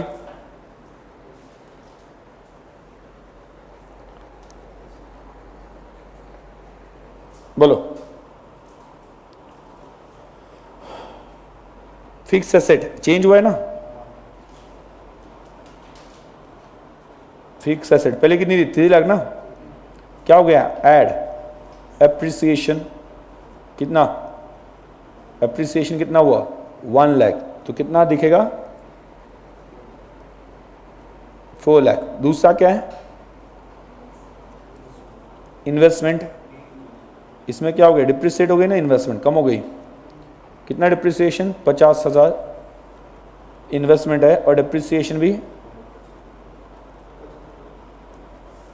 तो कितने आ जाएगी, नील, राइट, कितनी आ जाएगी, नील। आगे बोलो, और क्या है, करंट एसेट।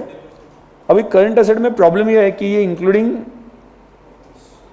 बैंक अकाउंट है ना, लेकिन बैंक अकाउंट में कुछ चेंज हुआ है। क्या चेंज हुआ है, बैंक अकाउंट में क्या चेंज हुआ है, 1,24,000 की कैश आ गई, याद है ना, 1,24,000 की कैश आ गई, इतना चेंज हो गया है। अभी आप मुझे बता दो पहले कितना था, पहले कितना था, 2 लाख, उसका रिवैल्यूएशन हो गया, कितना हो गया, 1,80,000, बराबर, और उसमें एडिशनली 1,24,000 की कैश आ गई, तो कितना हो गया करंट एसेट, करंट एसेट। मैं इंटरनली दिखा रहा हूं, देखो पहले कितना था, 2 लाख, 2 लाख में से क्या हो गया, 20,000 डेप्रिसिएट हो गई ना, और प्लस क्या, 1,24,000 न्यू पार्टनर लेके आया ना, इंट्रोड्यूस्ड। अभी आप मुझे बता देना करंट एसेट में क्या है, क्यों हमने यहीं पे लिया बैंक, क्योंकि करंट एसेट में लिखा था ये इंक्लूडिंग बैंक बैलेंस है, कितना आता है,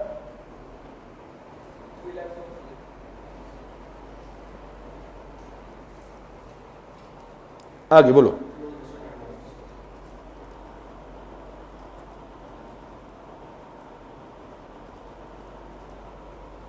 बोलो कितना,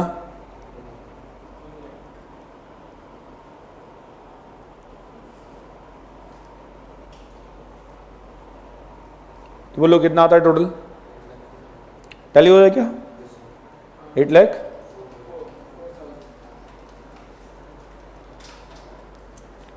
$8,04,000।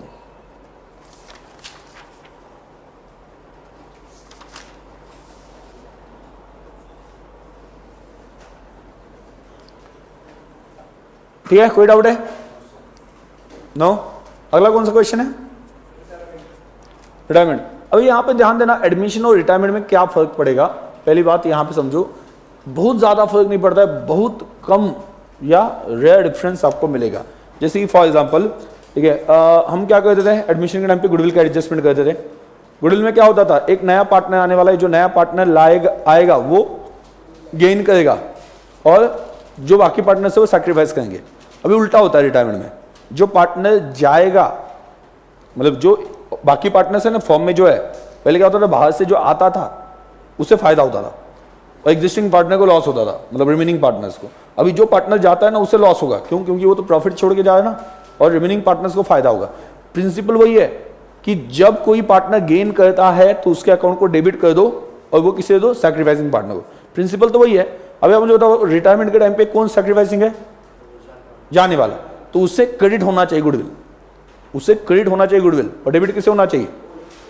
मतलब रिमेनिंग पार्टनर्स। कौन से रेशियो में? कौन से रेशियो में? गेनिंग रेशियो में, ठीक है।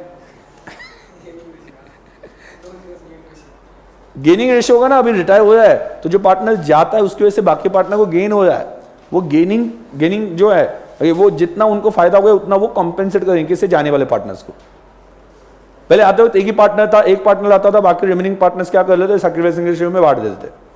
अभी एक पार्टनर जा रहा है, एक पार्टनर सैक्रिफाइस कर रहा है तो उससे देना है, कौन देंगे? Remaining partners. कौन से रेशियो में? Gaining ratio. मतलब गेनिंग सैक्रिफाइसिंग ही आता है गुडविल के केस में।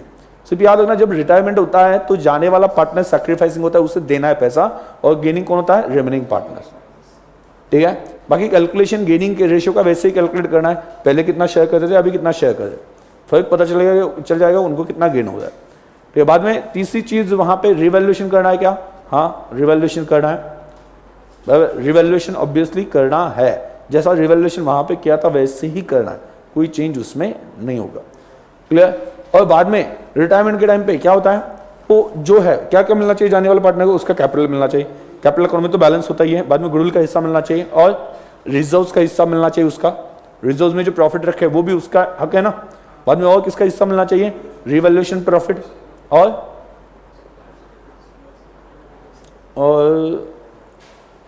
ठीक है, और कुछ ड्राइंग्स वगैरह हो, ओके, जो अभी तक एडजस्ट नहीं किए वो, या लॉसेस हो तो वो डेबिट कर देने हैं उसके रेशियो में। और फिर जाने वाले पार्टनर को और क्या मिलना चाहिए? जेएलपी, जॉइंट लाइफ पॉलिसी का भी हिस्सा मिलना चाहिए। हाँ, जॉइंट लाइफ पॉलिसी, जो जॉइंटली पॉलिसी निकाली थी, ठीक है, तो उसका भी हिस्सा उसे मिलना चाहिए। वो कैसे हो गया वो आगे की बात है। तो ये सब लेके वो जाएगा। अगर आपने इमीडिएटली सेटलमेंट कर दिया उसका कैश में तो कोई टेंशन नहीं। इमीडिएटली अगर सेटलमेंट कर दिया तो अच्छी बात है, सेटलमेंट कर दो। अगर आपने सेटलमेंट नहीं किया इमीडिएटली तो वो जो कैपिटल अकाउंट का बैलेंस है जाने वाले पार्टनर के, वो कैपिटल अकाउंट से उठाएंगे, मतलब पूरा रिवर्स कर देंगे, मतलब डेबिट कर देंगे और उसके लोन अकाउंट में ट्रांसफर कर देंगे। लोन अकाउंट में अभी आपने एक बार लोन अकाउंट में ट्रांसफर किया तो याद रखना ये इंपॉर्टेंट है, जो सामने वाला पार्टनर है जाने वाला, उसको दो ऑप्शन मिलता है। या तो वो 6% के रेट से इंटरेस्ट मांग सकता है, एनुअल 6% से लोन बन गया ना वो, या तो इंटरेस्ट मांग सकता है, या फिर वो जाने के बाद में आपका जो प्रॉफिट हो रहा है ना उसका भी हिस्सा मांग सकता है, उसके लिए जो कन्वीनियंट है। तो ये ऐसा क्यों किया? सो वो पार्टनर नहीं, वो तो चला गया, अब उसका पैसा नहीं दिया ना, उसी पैसे पे बिजनेस कर दो आप। तो उसके पास ऑप्शन क्या है? या तो उन पैसों पे इंटरेस्ट ले ले, या फिर क्या, सब्सिक्वेंट प्रॉफिट, उसके जाने के बाद प्रॉफिट हुआ तो भी वो मांग सकता है। इस वजह से अपने सेटलमेंट इमीडिएटली करना ज्यादा सही बात है। इमीडिएट ओके, आपको कौन बोल रहा है उसके साथ प्रॉफिट शेयर करने के लिए? वो तो तब होगा जब आपने उसके पैसे नहीं दिए। तो वो जा रहा है बेचारा, तो जाने दो, उसको पैसे दे दो, उसके जो भी पैसे बनते हैं ना, क्या कैपिटल रिजर्व्स का हिस्सा, बाद में क्या कह सकते हैं रिवैल्यूएशन का हिस्सा, बाद में क्या कह सकते हैं रिवैल्यूएशन का हिस्सा, जेएलपी का हिस्सा, गुडविल का हिस्सा, ये उसका उसे दे दो, वो लेके चला जाएगा। अगर आपने उसका पैसा वापस नहीं किया तो की बात है, तो वो या तो इंटरेस्ट मांग सकता है या फिर प्रॉफिट का हिस्सा भी मांग सकता है। आपको प्रॉब्लम में बताया जाएगा, प्रॉब्लम बोलेगा कि इंटरेस्ट दे दो जनरली, तो प्रॉब्लम में बोला तो कुछ टेंशन ही नहीं ना, तो कुछ भी नहीं बोला तो भी हम इंटरेस्ट ही देंगे। इंटरेस्ट का रेट जनरली प्रॉब्लम में बताया होगा, नहीं बताया तो आप क्या करो 6% से कैलकुलेट कर लो। आया समझ में क्या बोल रहा हूं? ठीक है, तो जो आपने स्टेप्स पढ़े थे एडमिशन के टाइम पे वही स्टेप्स है, सिर्फ उल्टा हो जाए। उल्टा क्या हो जाए? पहले पार्टनर आता था वो पैसे गुडविल के लेके आता था और रिमेनिंग पार्टनर बांटते थे। अभी क्या हो एक पार्टनर जा रहा है वो पैसे गुडविल के लेके जाएगा, वो बोलेगा कि मेरा पैसा गुडविल का मुझे दे दो, तो कौन देंगे? रिमेनिंग पार्टनर निकालेंगे, गेनिंग रेशियो में उससे देंगे। ठीक है, बाद में पीएसआर कैलकुलेट करना, गेनिंग रेशियो कैलकुलेट करना, वो तो वैसा ही है, उसमें कोई चेंज नहीं है। उसके बाद में दूसरा वहां पे क्या बनता है कि रिवैल्यूएशन कैसे करना है, वैसे ही पहले भी लॉस हुआ तो रिवैल्यूएशन को डेबिट करते थे, प्रॉफिट हुआ तो क्रेडिट करते थे, वैसे ही करना है। और प्रॉफिट आया तो सभी पार्टनर्स को ओल्ड रेशियो में क्रेडिट करना है, और लॉस आया तो डेबिट करना। तो वो जो चीजें पड़ी थी उसमें चेंज नहीं है। और आगे रिटायरमेंट और डेथ, इसमें क्या फर्क है, रिटायरमेंट और डेथ में क्या फर्क है? ठीक है, मेन फर्क क्या है, रिटायरमेंट में आदमी बाहर जाता है, डेथ में आदमी ऊपर जाता है, बाकी ज्यादा कुछ फर्क नहीं है। क्यों? अल्टीमेटली भले वो जाएगा कहीं पे भी जाए, अकाउंटिंग क्या बोलेगा, मुझे तेरा कैलकुलेशन करना है, तो आगे कहीं पे भी जा, मैं तेरा कैलकुलेशन कर रहा हूं। कैलकुलेशन किस बात का? तेरा कैपिटल कितना था, जेएलपी का प्रॉफिट, जेएलपी का हिस्सा कितना है, जॉइंट लाइफ पॉलिसी का, गुडविल का हिस्सा कितना है, बाद में रिवैल्यूएशन का हिस्सा कितना है, तो वो सभी चीजें वो कैलकुलेट करके बताएगा जाने वाले पार्टनर की। So whether he is retiring और उसकी डेथ हो, तो उस केस में उसका पैसा उससे मिलेगा, वही बात है ना। सिर्फ फर्क ये आता है जब हम पार्टनर का रिटायरमेंट होता है ना, तो उसका जो बैलेंस है उसका पे नहीं किया तो हम पार्टनर्स लोन अकाउंट में ट्रांसफर करते हैं, ठीक है। और अगर डेथ होती है तो उसके एग्जीक्यूटर जो होता है, ठीक है, उसके लोन अकाउंट को ट्रांसफर करते हैं। बट कंसेप्ट वही है ना, सिर्फ नाम बदल दिया, कंसेप्ट तो वही है। क्लियर? तो रिटायरमेंट एंड डेथ, स्टूडेंट्स कहते हैं कि सर मुझे रिटायरमेंट आता है, डेथ नहीं आता। मैं ये क्या है? अरे या तो ये दोनों भी नहीं आता फिर, ठीक है, ऐसा बोलते कि मुझे दोनों भी नहीं आता, ठीक है। मतलब ऐसा मुझे एक स्टूडेंट ने पूछा था, सर वो रिटायरमेंट आता है मुझे बट वो डेथ नहीं आता, ठीक है। तो मैं कंफ्यूज हो गई एक ये था क्या, मतलब एक तो तुझे रिटायरमेंट भी नहीं आता होगा फिर, ठीक है, या फिर तूने डेथ पढ़ा नहीं होगा ठीक से। और डेथ पढ़ लेता तो उसमें पता चलता है कि सभी रिटायरमेंट की एडजस्टमेंट है। क्यों? क्योंकि अकाउंटिंग को क्या लेना है, हम कभी कोई डेथ की एंट्री करते हैं क्या? हाँ, death account debit to partner account, हाँ ऐसे एंट्री कोई करते क्या? मतलब वैसे भी डेथ और रिटायरमेंट की अलग कोई एंट्री नहीं होती है भाई। हम क्या करें, जाने वाले पार्टनर का हिस्सा कैलकुलेट कर दे तो वो हिस्सा तो वैसे कैलकुलेट होगा, सिर्फ थोड़ा माइनर चेंज तो रहने वाला है। क्या चेंज रहने वाला है माइनर? कि जब वो जाएगा और उसका सेटलमेंट नहीं किया तो हम अकाउंट ओपन करते वक्त एज लोन अकाउंट, मतलब एज आ जाए तो एज लोन अकाउंट बुलाएंगे, ठीक है। लेकिन जब उसकी डेथ होगी तो वहां पे क्या बोलेंगे, एज एग्जीक्यूटर्स लोन अकाउंट। समझ आ गया? उतना वहां पे यही एक माइनर चेंज तो रहने वाला है, बाकी चेंज कहां पे, बाकी कुछ भी फर्क नहीं है। थोड़ा अगर फर्क पड़ा तो जेएलपी में पड़ सकता है, उसकी कैलकुलेशन में भाई, कैलकुलेशन में उसके फर्क पड़ता है। क्यों? क्योंकि जब जॉइंट लाइफ पॉलिसी रिटायरमेंट के टाइम पे आप कैंसिल करने जाते हो ना, तो इंश्योरेंस कंपनी कम पैसे देती है, मतलब उसे बोलते हैं सरेंडर करना पॉलिसी, ठीक है। लेकिन अगर किसी की डेथ होती है तो उस केस में इंश्योरेंस कंपनी को पूरा पैसा देना पड़ता है, तो उस वक्त आपको प्रॉफिट ज्यादा होता है। कहां पे? डेथ के केस में। तो क्या बोल रहे हो, प्रॉफिट ज्यादा होता है। मैं जेएलपी की बात कर रहा हूँ, प्रैक्टिकली वहां पे क्या किसी की डेथ हो गई उसके लिए निकाला ना, तो वो पूरा पैसा देगी इंश्योरेंस कंपनी। मतलब 20 लाख की पॉलिसी है, ठीक है, आपने प्रीमियम सिर्फ 2 साल का भरा है 30,000, ठीक है, किसी की डेथ हो गई, आपको कितना मिलेगा? 20 लाख ही मिलेगा। फिर दिन खुश हो गया, क्या प्लान क्या है?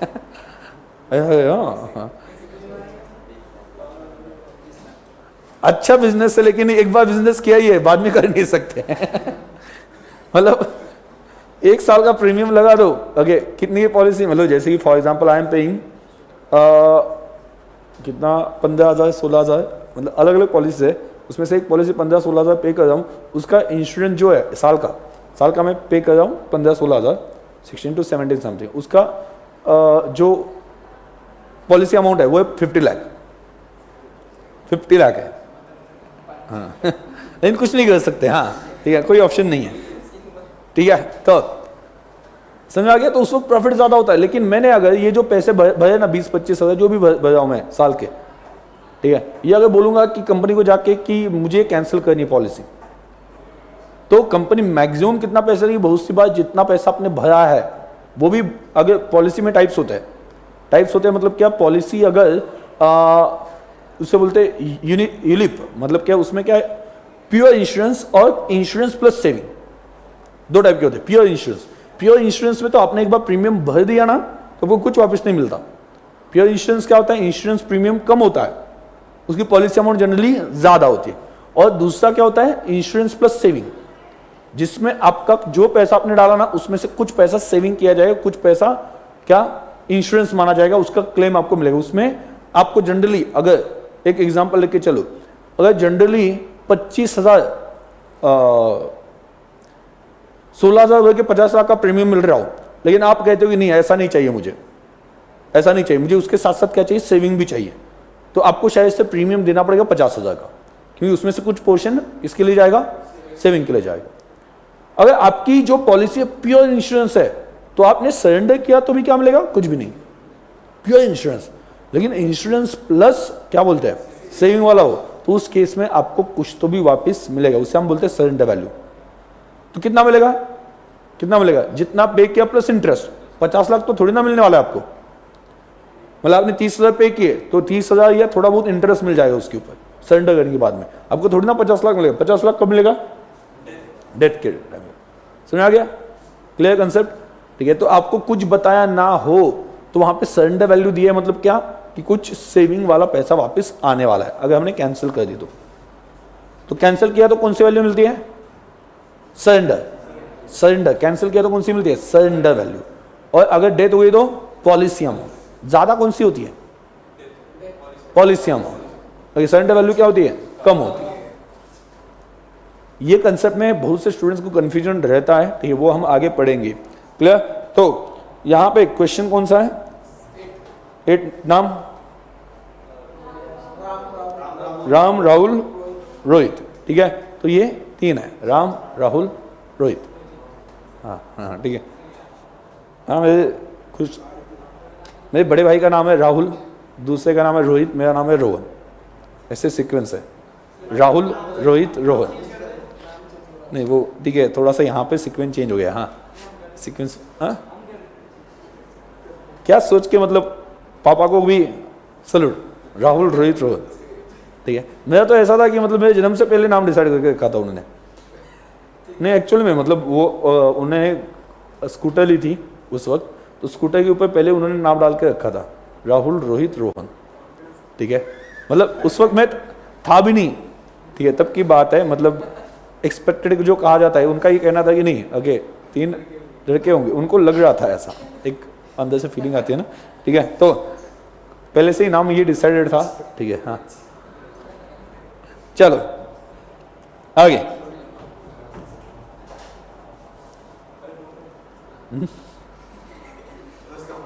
क्या हुआ, हाँ हाँ, तो सभी चीजें यहाँ पे on 31 March 2016 Ram desire to retire, Ram निकल रहा है, ठीक है, from the firm and the remaining partner decided to carry on, it was agreed to revalue assets and liabilities on the date on the following basis. So land and building appreciate करना है, वही बात है ना, revaluation तो वैसे ही करोगे आप, okay. Land and building appreciate करना है, मशीनरी डिप्रिसिएट करना है, आगे क्या है, क्लोजिंग स्टॉक 80,000 पे लाना है, provision for bad debts create करना है 5%, old credit balance of sundry creditors 10,000 be written off, sundry creditors का बैलेंस 10,000 से राइट ऑफ करना है, आगे क्या है, joint life policy of the partner surrendered and cash obtained ₹60,000। देखो सरेंडर किए, आपके बैलेंस शीट में बताओ जेएलपी दिख रही क्या, जेएलपी जॉइंट लाइफ पॉलिसी आपके बैलेंस शीट में दिख रही है या नहीं, नहीं दिख रही ना, मतलब देखो ध्यान दो, अगर आपके जॉइंट लाइफ आपके एसेट में, एसेट साइड पे मान लो जॉइंट लाइफ पॉलिसी दिखती है, सिंपल बात है 40,000 पे, आपको कितना मिला 60,000, मतलब एसेट गई और 60,000 आ गए, कितनी की एसेट गई 40 और कितना है 60, 20,000 क्या है प्रॉफिट। लेकिन एसेट दिख ही नहीं रही, अनरिकॉर्डेड एसेट है, उसके कितने आ गए 60, मतलब पूरा कितना प्रॉफिट है 60 प्रॉफिट है ना, सुना गया। ऑलरेडी आपके बैलेंस शीट में बहुत सिंपल टर्म्स में कहूं तो जेएलपी जो पैसा मिला है ना आपके बैलेंस शीट में कितना लिखा है उसके साथ कंपेयर करो। अब बैलेंस शीट में कुछ भी नहीं लिखा तो पूरा प्रॉफिट है, बैलेंस शीट में 40,000 लिखा है तो 20,000 प्रॉफिट है, बैलेंस शीट में 60,000 लिखा है कुछ भी प्रॉफिट नहीं। सुना गया, फिर से आपको कितना मिला 60, किसके साथ कंपेयर करोगे बैलेंस शीट में, बैलेंस शीट में जेएलपी कितने पे दिख रहा है, अगर वो कुछ भी नहीं दिख रहा मतलब क्या पूरा प्रॉफिट है 60,000। दूसरा दिख रहा है तो वो माइनस कर दो, ठीक है, मतलब कितना मान लो कि 40 दिख रहा है तो माइनस कर दो, 20,000 प्रॉफिट है वो पार्टनर्स को मिलेगा। मतलब रिवैल्यूएशन डाल दो, वो ऑटोमेटिकली पार्टनर्स कैपिटल अकाउंट में क्रेडिट हो जाएगा। रिवैल्यूएशन को क्रेडिट कर दो, ऑटोमेटिकली वो प्रॉफिट जाता ही ना पार्टनर्स कैपिटल अकाउंट में। 60,000 दिख रहा है तो बैलेंस शीट में जीरो, कुछ भी नहीं हुआ ना। अभी मतलब एक एसेट आप बेच रहे हो और उसे उतने में बेचो जितने में परचेस की थी, तो इसमें प्रॉफिट कहां पे है? अगर बैलेंस शीट में दिख ही नहीं एसेट, इसका मतलब क्या है कि जो हमने पे किया था उसे उस वक्त खर्चा माना होगा, अभी पैसे मिल रहे हैं तो इसे हम प्रॉफिट मानेंगे। सुना मैं क्या बोल रहा हूं? सिंपली बहुत शॉर्टकट, क्या? Compare amount received on JLP with balance sheet amount, with JLP amount given in balance sheet. Okay, if there is no amount in balance sheet, then whatever received is treated as profit. If there is 40,000 in balance sheet, then 20,000 will be treated as profit. अगर 60 मिला है तो, and if there is 60,000 in balance sheet, then there is no profit. Simply there will be entry of selling of JLP. Cash आ गई, JLP चली गई, कुछ profit नहीं हुआ। समझ में मैं क्या बोल रहा हूँ? ठीक है, लगता है तो वहां पे कहीं पे समझ में लिख देना, समरी में लिख देना, लेकिन ये पॉइंट याद रहना चाहिए, दिखना चाहिए। ठीक है, ऐसे लिख देना, पॉइंट दिखना चाहिए, ऐसे ही लिख देना है।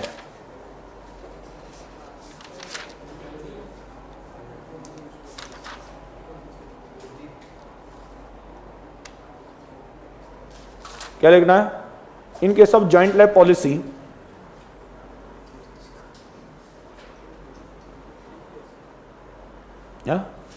लिखो ना,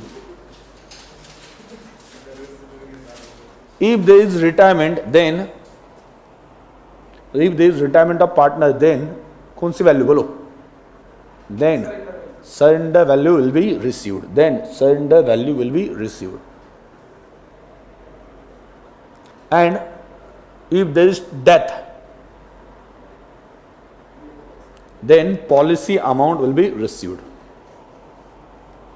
then policy amount will be received. Done.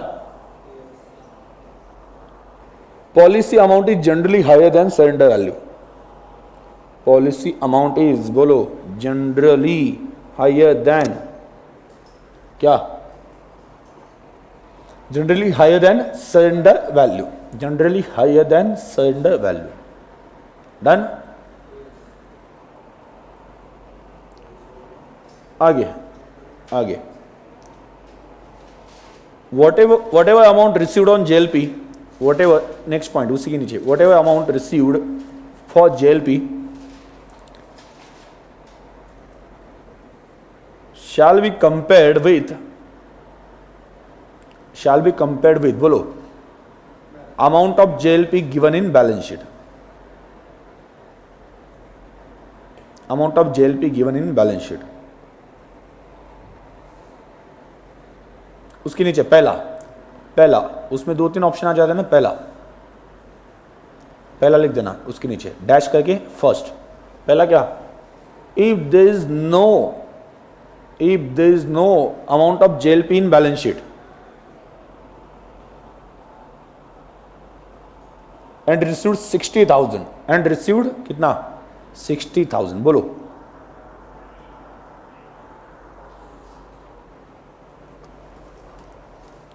Received 60,000, then बोलो क्या करना है?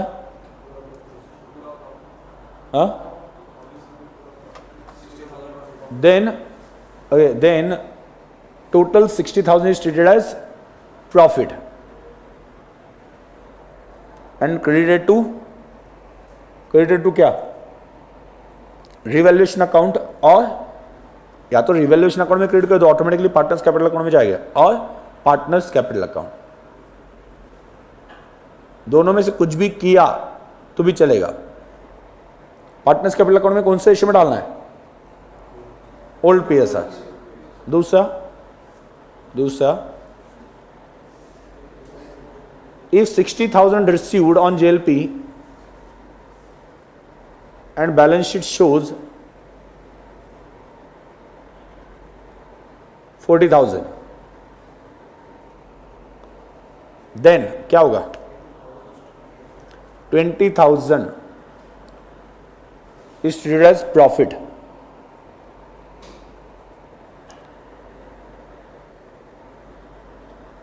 And credited to revaluation of partners capital. Entry क्या होगी बोलो? Bank account debit 60,000 to JLP account 40,000 to revaluation या पार्टनर्स कैपिटल अकाउंट 20,000। एंट्री याद रखना या वहां पे लिख देना, bank account debit 60,000 to JLP account कितना 40,000 done to revaluation oblique partners capital account 20,000। अगर पहले केस में जहां पे बैलेंस शीट में कुछ भी नहीं लिखा था वहां पे एंट्री क्या आएगी? बैंक अकाउंट डेबिट, जेएलपी गई नहीं ना, है ही नहीं JLP. Bank account debit to revaluation oblique partners capital, JLP नाम ही नहीं था ना बैलेंस शीट में, अकाउंट ही नहीं था पहले केस में। करेक्ट है? ठीक है, आगे if next if JLP is of 60,000 in balance sheet, short में लिखना B dot S dot, if JLP is of 60,000 in balance sheet then and amount received is 60,000, then there is no profit. If JLP is of 60,000 in balance sheet and amount received is 60,000, then there is no profit.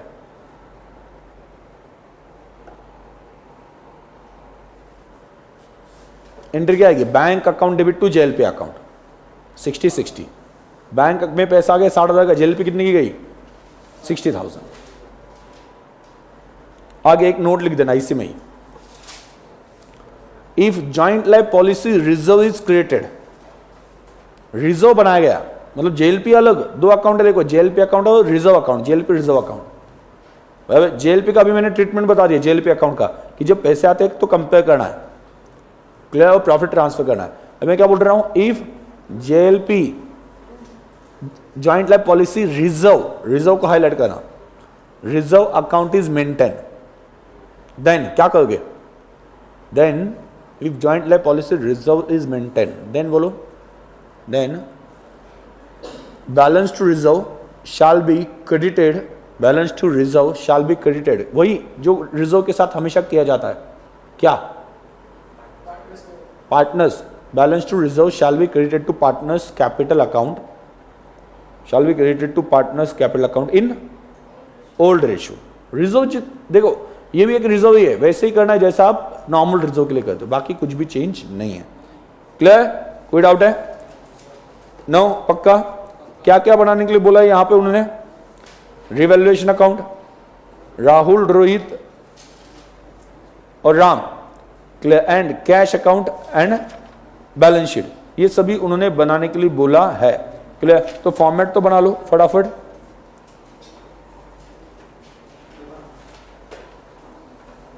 हाँ,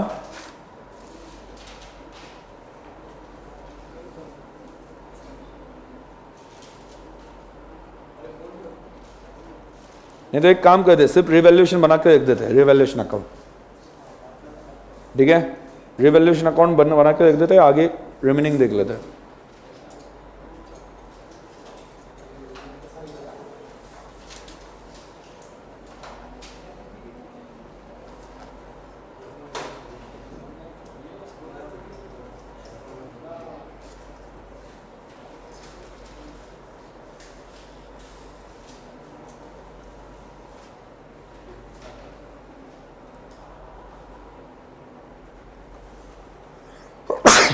sorry, अगला time कितना है आपका? कितने बजे?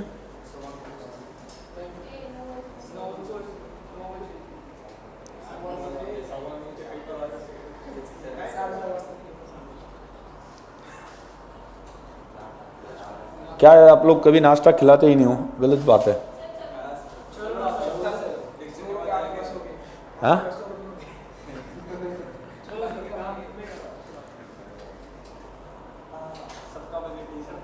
हाँ, सबका time क्या हुआ है? 9 हो गए। क्या करके?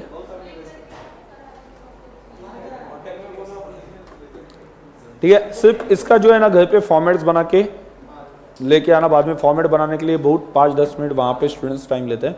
ठीक है, तो ये लेक्चर ये जो है वो अगले इसमें ही देख लेंगे। अगला क्वेश्चन कौन सा है एक बार बता देना मुझे। ABC इन पार्टनरशिप वही है ना। एंड लास्ट वन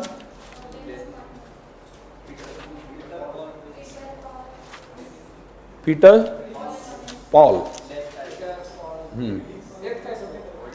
वो डेथ का है। ठीक है, तो चलो ठीक है, बाकी हम अगले लेक्चर में देखेंगे। ओके।